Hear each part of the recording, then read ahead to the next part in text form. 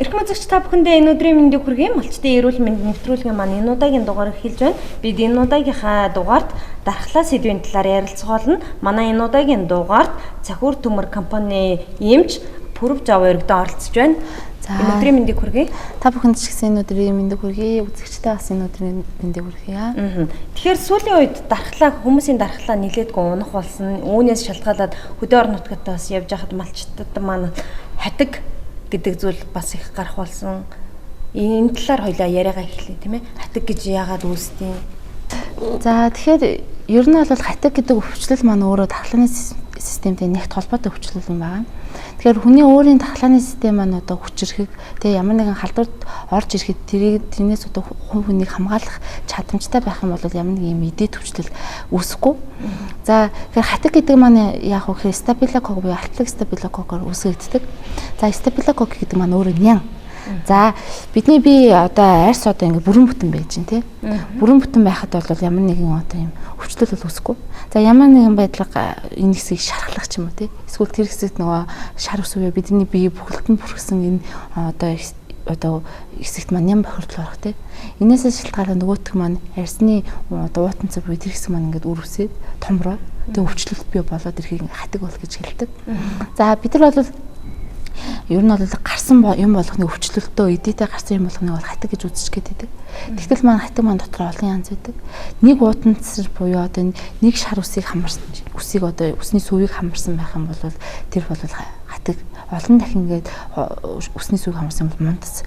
Тэ ингээ явцдаг. Тэгтэл ойрын одоо хатгаас шалтгаалаад хатаг маань олон дахин ингэж гараад байгаа бид нөгөө хатгийг 7 дахин гардаг. Энэ бол зүгээр хатаг гэж бодоод байдаг. Тэгтэл маань энэ нь бол нөгөө одоо ням маань бидний ууж байгаа одоо замраагүй эмийн хэрэглээнд маань хэрэглээс болоод тэр эмчилгээнд одоо тасал буюу эмчилгээ нөлөөлөхгүй болоод ирэхээр MRSA буюу иймэрхүү одоо өвчлөл бий болоод байна. Сүүлийн үед бол хүмүүсийн хувьд бол хатагшил их байна л та. Одоо нэг гарчаа дахин гарах ч юм уу тий. Эсвэл нэг газар олон дахин өөр газруудад ингээд нэг зэрэг гарах. Тэ энэ бол байгаад байна.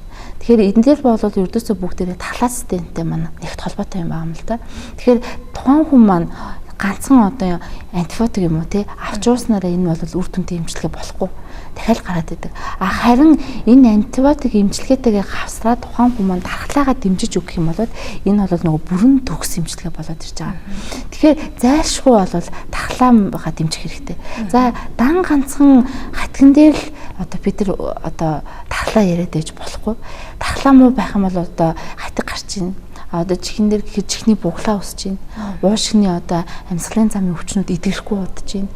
За дархлаа унаа цаашид ингээ удаан явцдаа арахыг яваад ирэх юм бол тухайн хүн маань тамир тэнхийг болж байна те. Ядарч байна, сүлдэж байна. За ингэж явсаар байгаа сүлдээ хавдар болдог ч юм уу те. Тэгэхээр аливаа өвчлөлийн үед заавал дархлаа дэмжих юмыг хамт явах хэрэгтэй. За одоо хүмүүсийн хувьд ганц одоо хатган дээр те антибиотик эмчилгээ яваад байна. За энэ тэгээд дэмнээд та юу явах хэрэгтэй? Дархлаа дэмжих эмчилгээ. Булаг гардаг бол дархлаа дэмжих эмчилгээ хийх юм бол булаг маань ингээд гарахаа болно. Бид нар дунд чихний өрөөс буюу чихнээс идэ одоо ялгц гардгийг бол бид нар одоо булаг гэж нэрлэдэг шүү дээ. За тэгтэл энэ маань ингээд явандаа нөгөө сонсголтын бэрхшээлтж хүргэдэг. Тэгэхээр энийг зогсоохонд бол бид нар дархлаа дэмжих эмчилгээ хийх хэрэгтэй. Иргэд маань ингэдэг шүү дээ тийм ээ. Дархлаа унлаагангүүтэл дор мэдээлэл өөрсдөө витамины туслууд хийждэг тийм ээ. Ерөөсөө им уухаасаа илүүгээр ерөөсөө туслаар бөмбөгдөөд идэг. Энэ нь ер нь хэр оновчтой зөв арга юм бэ? За ердөөсөө өөрөө дур мэдэж эмчилгээ хийнэ гэдэг бол асрах буруу. Эмч тухайн цаг үед нь тий тухайн өвчин тохирсон эмчилгээ хийнэ. Харин хүмүүс маань юу хэрэглэх вэ гэхээр ердөөсөө ургамлын гаралтай нөгөө урьдчилан сэргийлэх бүтээгдэхүүнүүдийг авч хэрэглэх хэрэгтэй. За тэгтэл нөгөө пантагон витамин энэ төр хийгээд байдаг тий.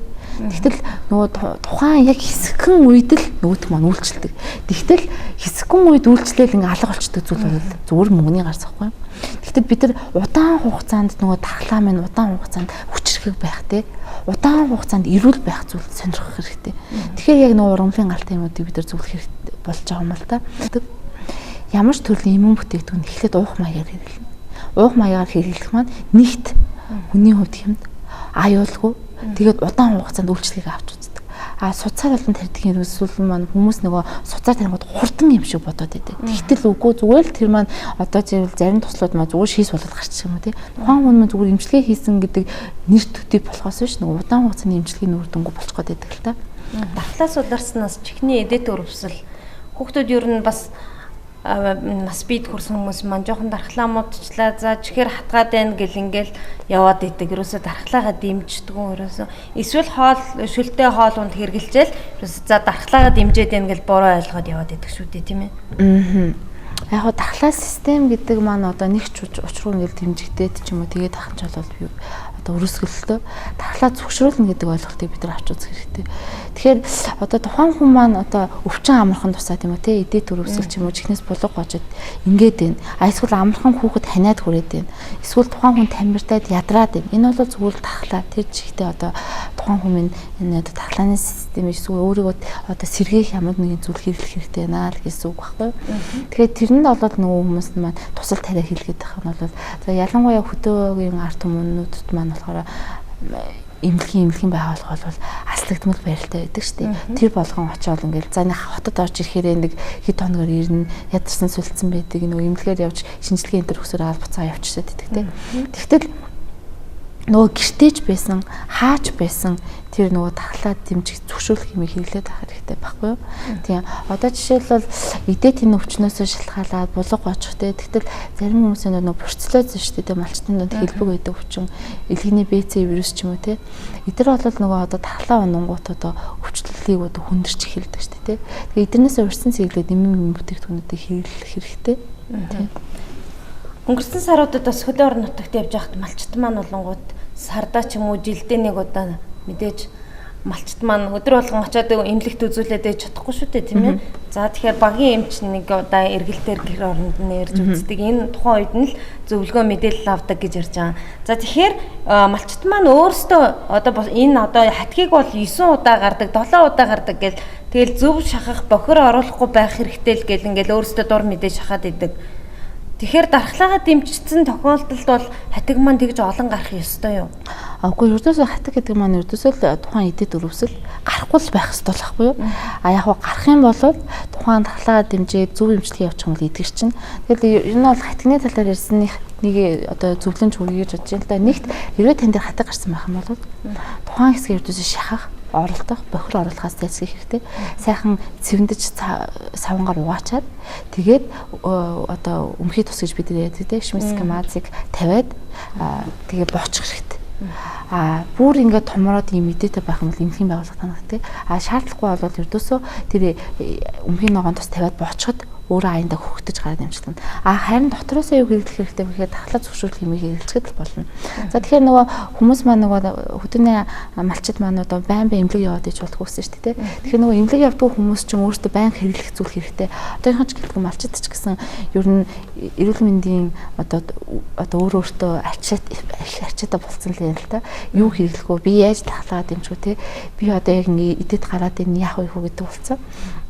Тэгэхээр яг тэр тухайн үед болохоор манайх бол хямлаа бүтээгдэхүүнийг зөвлөдөг. За цахир төмөр юм ханган нийлүүлэхээс орж одоо албан ёсоор оруулж ирдэг хямлагийн сэвтлийн гэдэг энэ бүтээгдэхүүн байдаг. За сэвтлийн бүтээгдэхүүн маань яхаа гэхээр одоо нөгөө алс хязгаар байсан ч гэсэн өөрийнхөө дархлааг зөвшөөрлөд хэрэглээд авах хэрэгтэй шүү дээ дэмжих гэдэг. Тэгтэл нөгөө эдэт өвчин гарчаад байдаг. Тэрийг нөгөө байнга эмнэлэг чотод үзүүлээд авах хэцүү хүмүүс маань аваад дуучих хэрэгтэй. Тэгэхээр энэ бүтээгдэхүүн маань өөрөө эмчин жоргоо олгогддог бүтээгдэхүүн байгаа. Бүх эмийн сан хөдөө орон нутагч байсан эмийн сангуудаар зарагддаг. Тэгэхээр одоо нөгөө би ямар нэг өвчин тусчхуудыг гэж айлгүй эсвэл би өвчин тусчиг энийг яаж хурдан идэх вэ? Яаж дархлаагаа дэмжих гэх юм бол зүгээр аваад өчж болдог байна тийм. Сэвтлийн нэг одоо ямар нэгэн гач нөлөө байхгүй юм чи одоо бичиггүйгээр авч болж гинөө тий. Тэгэхээр энийг одоо хідэн курсыг хідэн одоо ийм хайрцаг савыг уужиж нэг курс болох уу? Эсвэл одоо нөгөө бас ингээд хит удаан хэрэглээд ахаар гаж нөлөө гэж нэг юм гарч ирдэг шүү дээ тийм ээ. Ер нь бол дэлхийн нийтээрээ ургамлын эмнэл рүү их шуурч байна. Яагаад ургамлын эмнэл рүү шуурч байна вэ гэхээр нөгөө гаж нөлөө гэдэг зүйл маань байхгүй болчихдог байхгүй.